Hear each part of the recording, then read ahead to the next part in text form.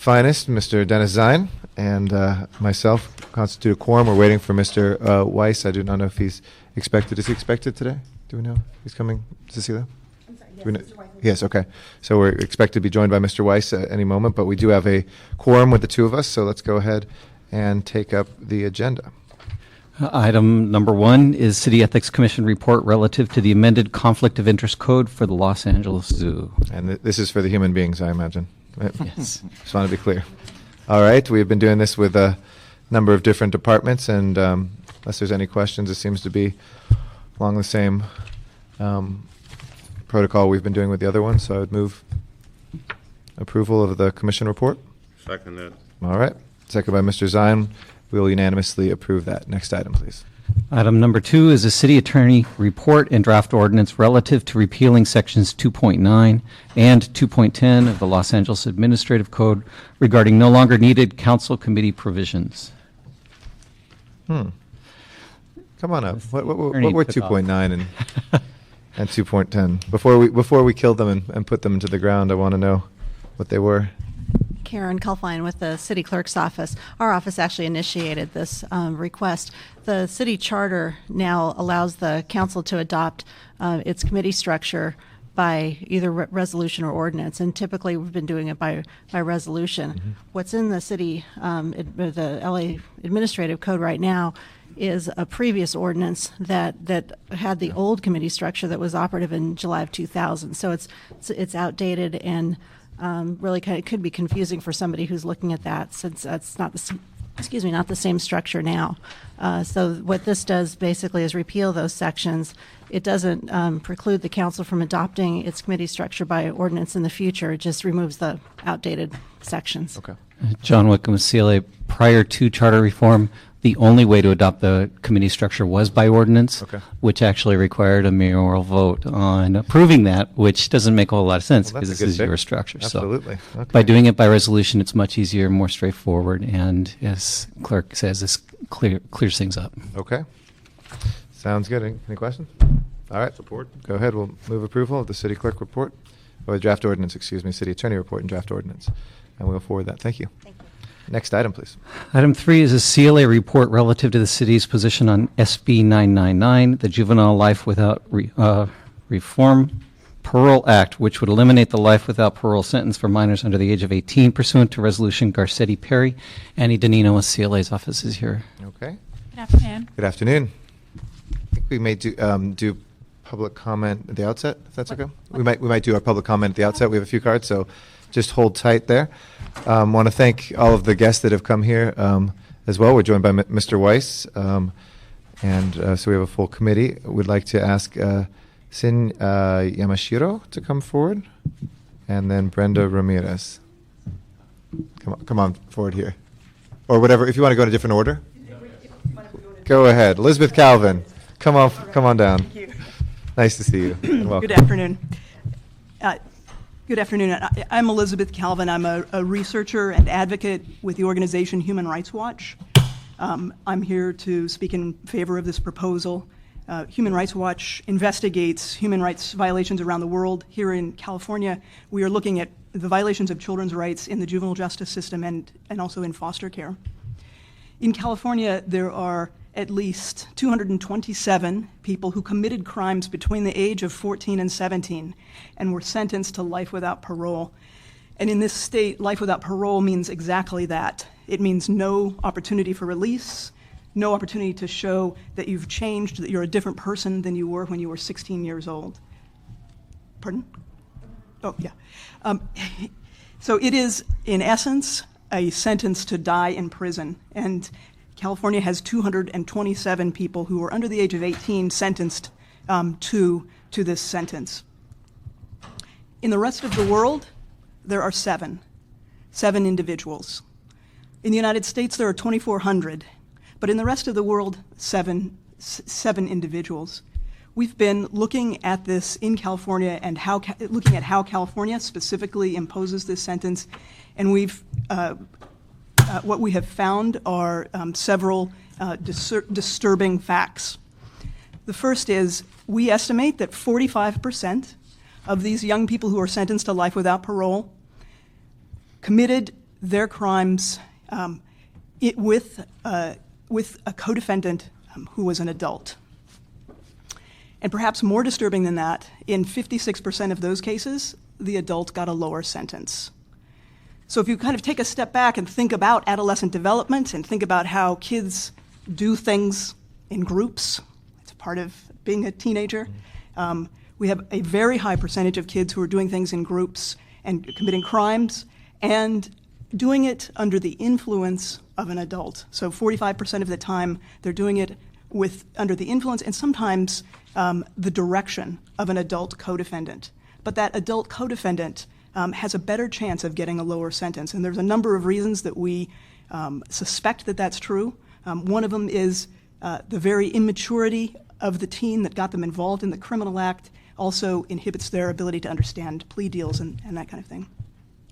The second thing that is striking about California is that it has the worst record in the country for racial disparity. So in California, an African American youth is 18 times more likely to get this sentence than a white youth. A Hispanic youth is 5 times more likely than a white youth. The last thing that I want to tell you about our findings, that it's particularly pertinent to Los Angeles, is that from Los Angeles County, 41% of the life without parole cases come, even though this county only has 28% of the youth. Just want to briefly tell you about 2 cases. This is a picture of Sarah Cruzan. She was 15 in this picture, and she was 16 when she committed her crime. At age 11, she had endured a lifetime of abuse in a family where drug addiction was the norm. She was introduced to an adult who sexually abused her and groomed her to become a prostitute, and by age 13, she was his prostitute. At 16, she killed him, and she's serving life without parole. This is a picture of Anthony C., and I'm using a pseudonym here. His parents are here in this room with us, as are his godparents and sisters and a cousin. Anthony C. had not been in trouble with the law before. He was out with a friend, found himself stunned and surprised when the friend showed that he had a gun, but in an adolescent response, he shrugged it off. And later, again, when that friend said, "Do you want to go rob these people?" Anthony told me he replied, "I don't care." What a quintessential adolescent response. And he followed his friend over and stood behind him as his friend pulled the gun and tried to rob these people. And when the victim said, "If you don't kill me, I'm going to kill you," Anthony said, "I thought, oh, that's it. The bluff's been called. We're out of here." And he told me I turned around to pick up my bike because I thought we were leaving. And as he leaned down to pick up his bike, his friend shot the guy and killed him. And Anthony is serving life without parole. These are the kinds of cases that happen when we have a law like this. Los Angeles's voice is important. And so I urge the council, I urge this committee to support this proposal and support the passage of SB 999, which would eliminate life without parole and substitute a sentence of 25 to life for these crimes. Thank you, Ms. Calvin. Thank you. Appreciate it. Does Brenda or Sin want to go next? Brenda. Okay, Brenda Ramirez.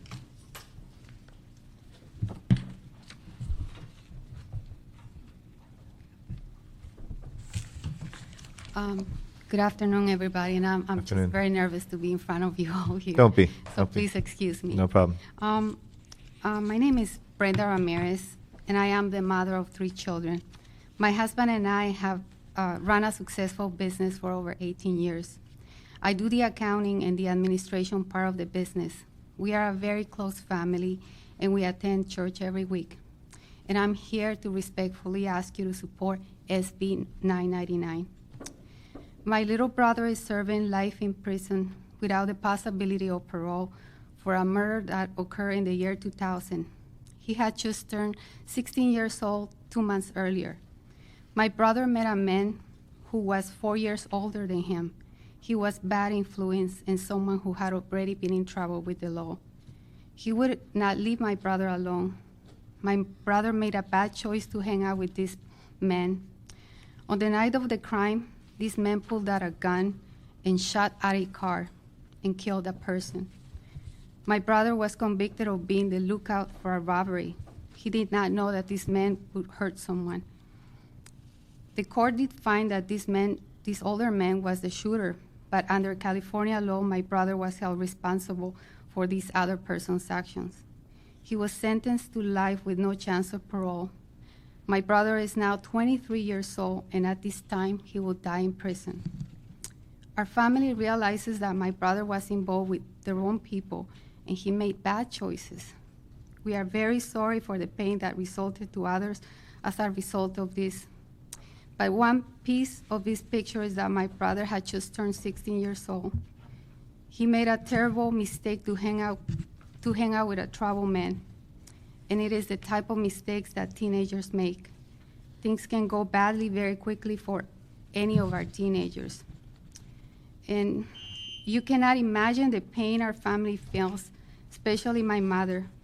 Not only was my little brother sent to prison for life as a child, but he was sent to Pelican Bay State Prison near the Oregon border, where the worst of the criminals of the state are housed.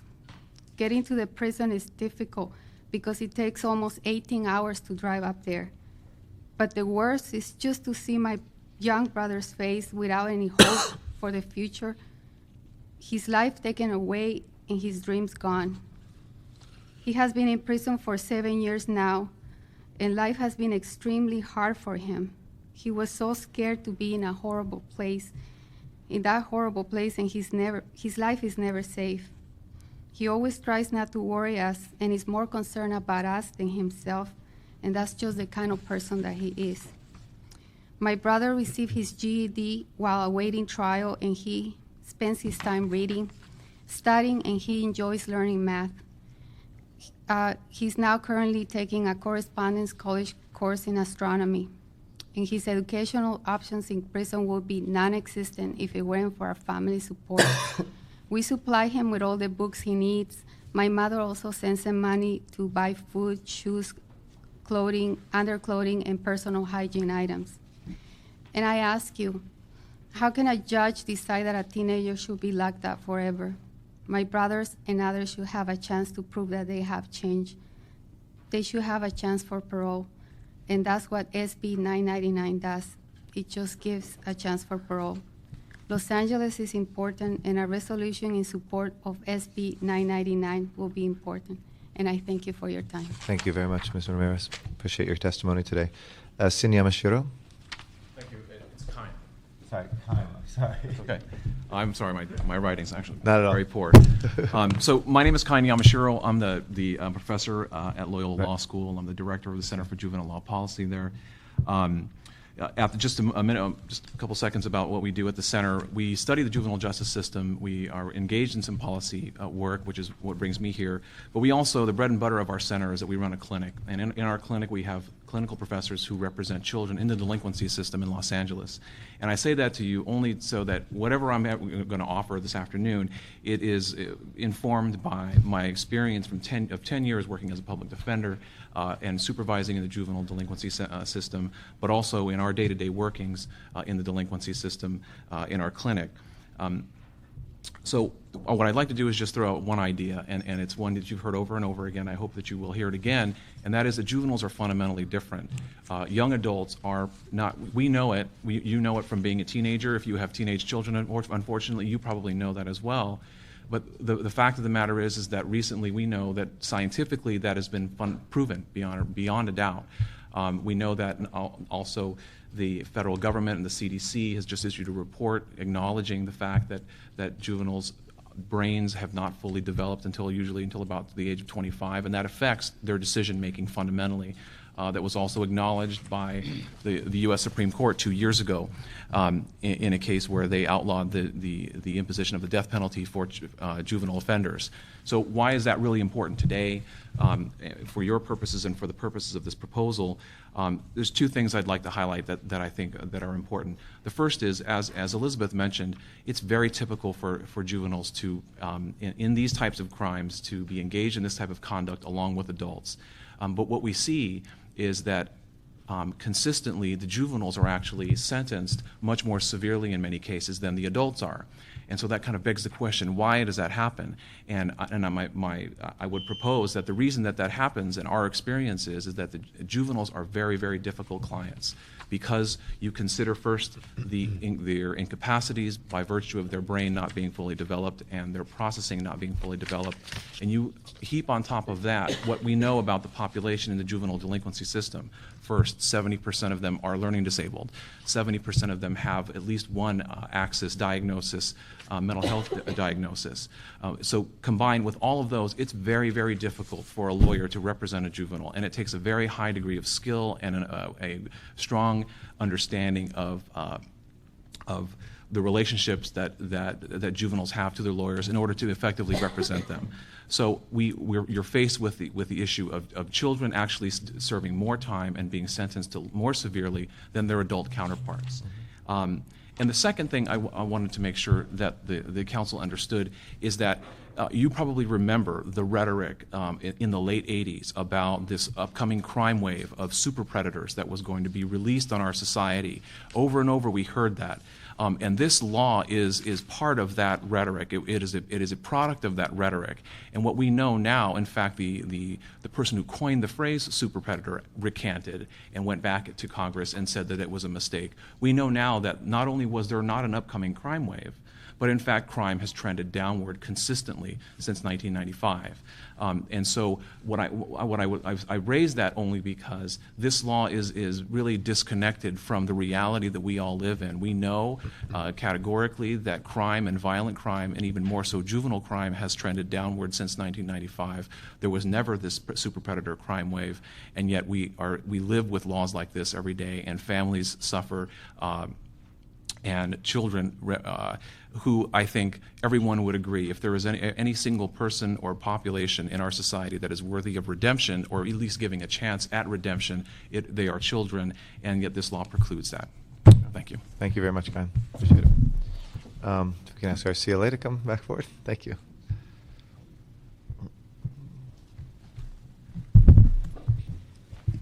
Annie Danino from the CLA. Well, the summary I have is, essentially it reiterates all, the stories that we just heard, which were very compelling. I don't know. I guess I could reiterate really quickly just the arguments in support of 999. Well, tell us a little bit where is the process right now? It's been voted 3-2 at the California Senate's Public Safety Committee, and that was in April of 2007.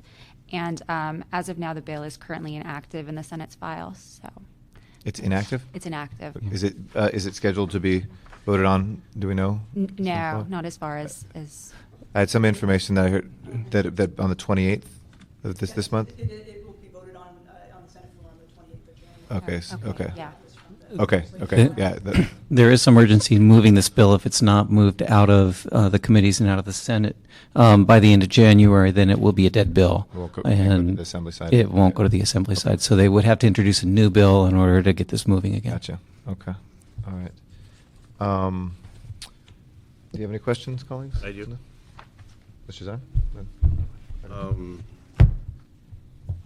This particular measure only applies to those who are found guilty of first-degree murder. Does it apply to any other crimes or just first-degree murder?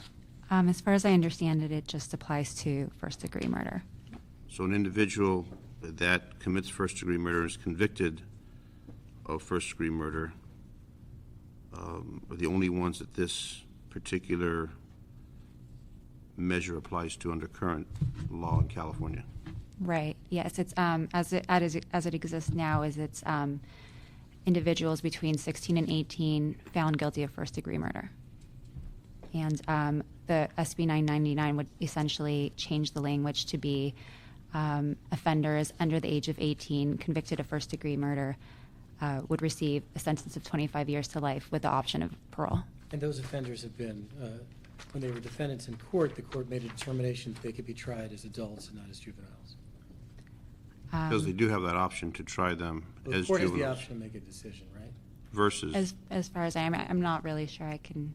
well, there's juvenile court Right. where they try do that. juveniles. Right. And the juvenile law This is is adult. designed to rehabilitate versus punish. Right. And when someone commits first-degree murder, which is, I think, in society, at least our society, the most heinous crime, when someone is murdered, the highest crime on the statute, to have an individual charged with that and then convicted of that, the evidence has to be overwhelming.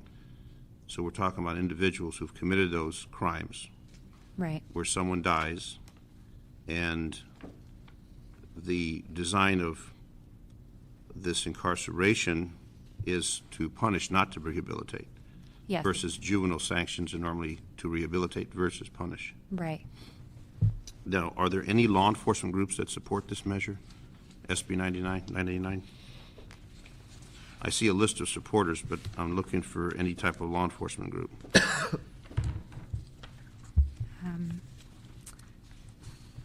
a look.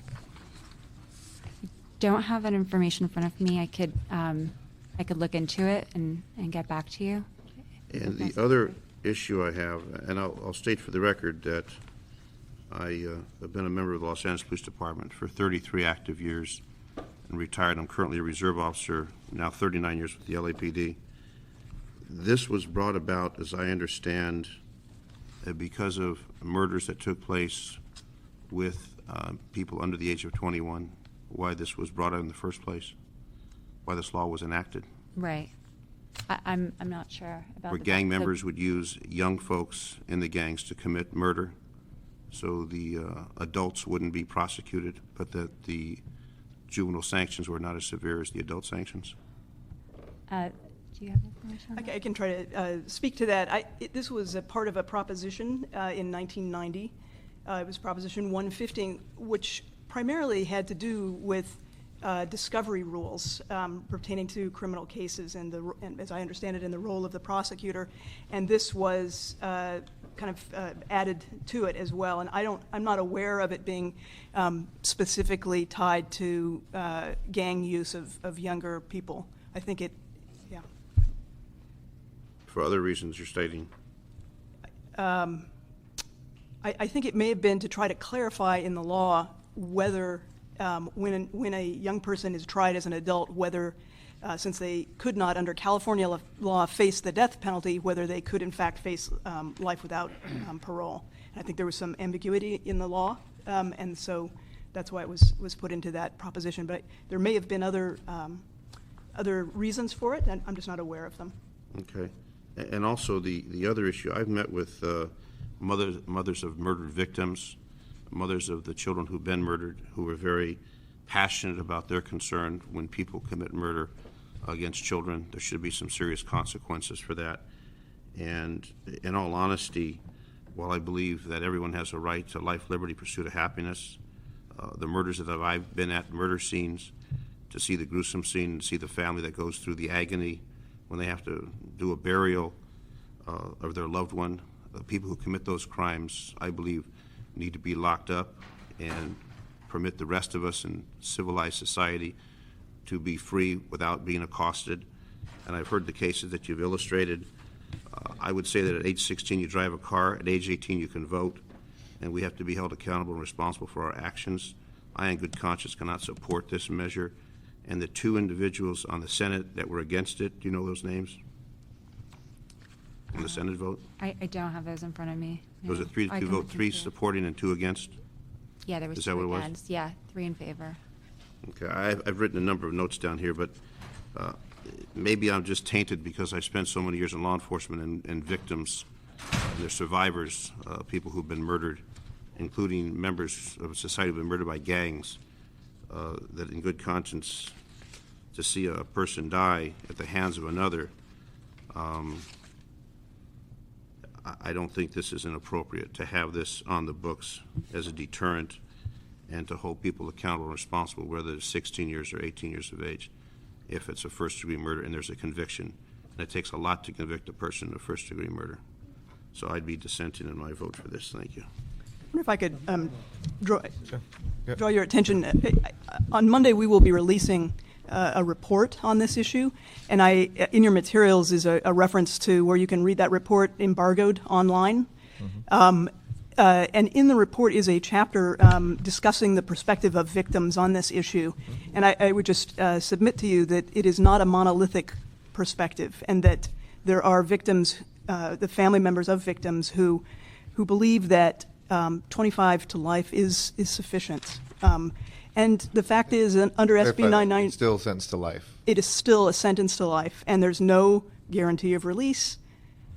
All there is the opportunity to earn parole, and they have to prove that they've been rehabilitated and should be released. And I think probably everybody here knows that California has a very, very low parole rate. Yeah, and let me just add that 70% of the people who are released from prison go back to prison. 70% is the return rate.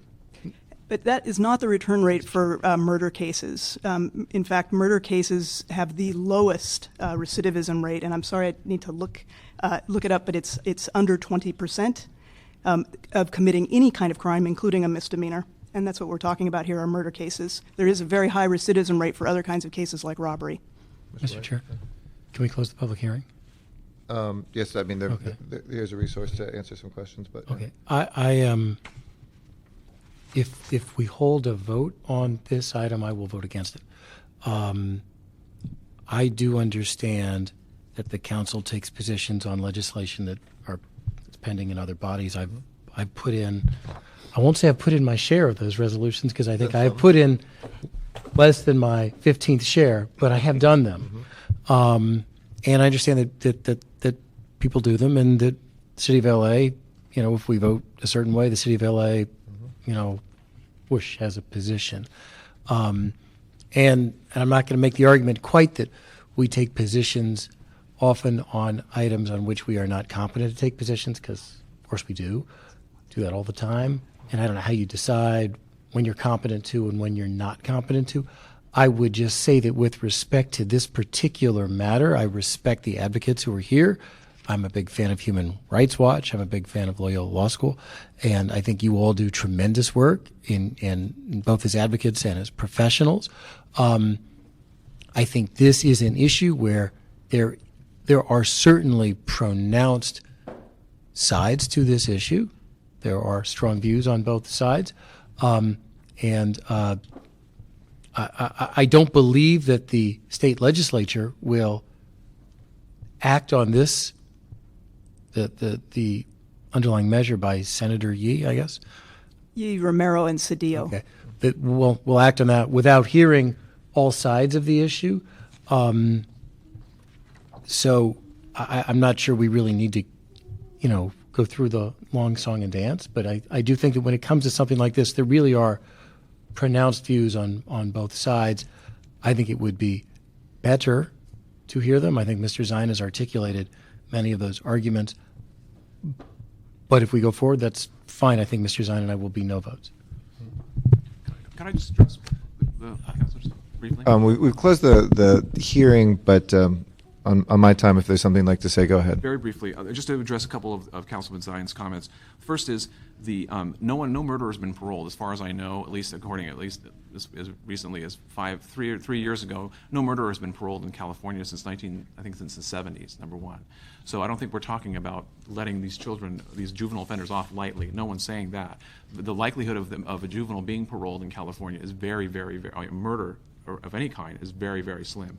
And second, I think that the deterrent issue is one that I think resonates with a lot of people. And the fact of the matter is that in every state where it's been studied, when they have changed the law to include and to allow children to be prosecuted as adults, just simply that, not what we're talking about, but just going to allow children to be prosecuted as adults, in 5 of the states, the average was the crime increased for juveniles. Serious and violent crime increased by 34% the following year. So I understand it's something that resonates, but the fact of the matter is the data shows completely the opposite. Well, let me just say that I have seen in our council meetings, in public council meetings, mothers, fathers, relatives come before us asking for rewards to find the perpetrators, and many times those perpetrators are between the ages of 16 and 18, and the grieving families in council pleading to have justice. And I know what type of investigation takes place for a murder investigation, and to receive a conviction There's many reviews, as you know, to have that, many appeals that can take place. But to have that person actually convicted of first-degree murder, there's overwhelming, compelling evidence. And to see the grieving families, and again, people have to be held accountable and responsible. Whether it's a deterrent or not for the future, it's a deterrent from that individual committing a murder again on society that tries to have freedom and liberty and justice. And I say maybe it's because I've spent so many years in law enforcement dealing with the victims, dealing with the family members, that I'm biased in this, and I will honestly admit that. I've dealt with the families, I've dealt with the suspects, I've dealt with the survivors, and it touches my heart to see that happen. That's where I'm coming from.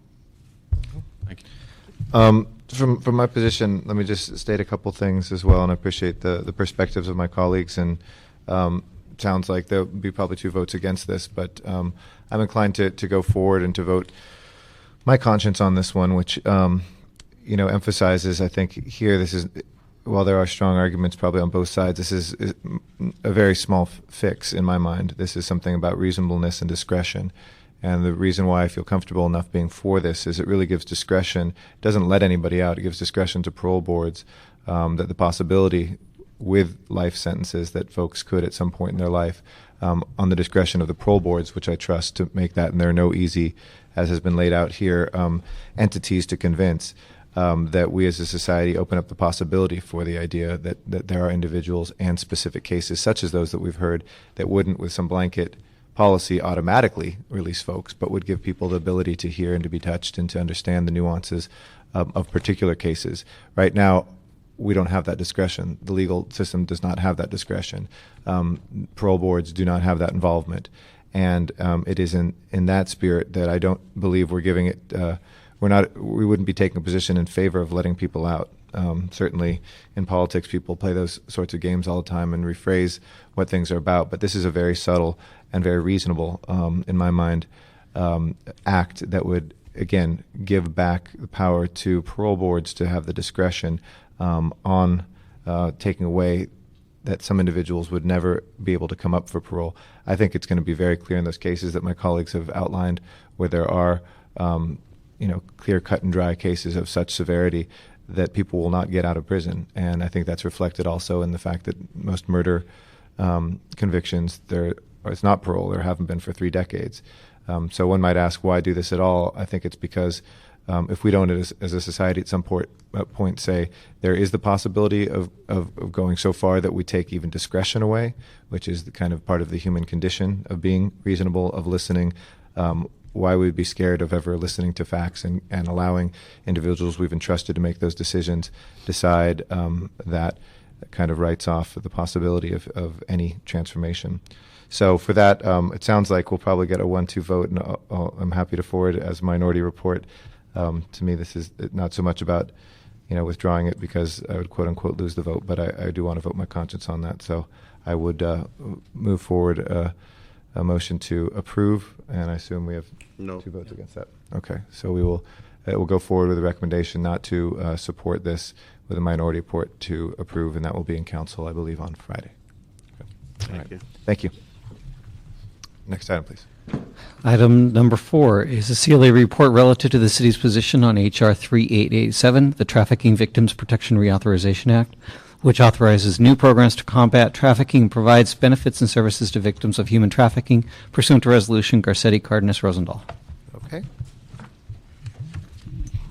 Hello. welcome back. Are we doing a I do not have any cards on this, so no public comment. Go ahead. are we doing public comment before or after? There are no cards on it, so Great. it's just you. Okay, sounds good. I'd second it. Okay, we have a movement for approval without even a presentation, which is in anticipation of how good your presentation would be, and I certainly do not object to that either, so we'll go ahead and move approval on item number 4. Thank you. Next item. Your brilliancy just amazed me. That report, Annie's report was very good. Item number 5, motion, Parks Alarcon, relative to instructing the CLA with the LA Housing Department to evaluate and report with recommendations regarding an official city position concerning the Federal Reserve's proposed mortgage lending rules to protect consumers against fraud and deception. The Federal Reserve has released some proposed rules regarding the mortgage situations that are occurring right now. The city has a number of positions regarding changes, administrative changes and legislative changes, but since we're not sure at this moment what the Federal Reserve's proposals are with regard to the current city position, we would recommend approval of the motion so that the CLA can go evaluate everything, evaluate current legislation. We can come back with some recommendations. All right. So moved. Next item. Second. Without Item objection. 6 is a CLA report relative to the city's position on HR 2095, the Federal Rail Safety Improvement Act.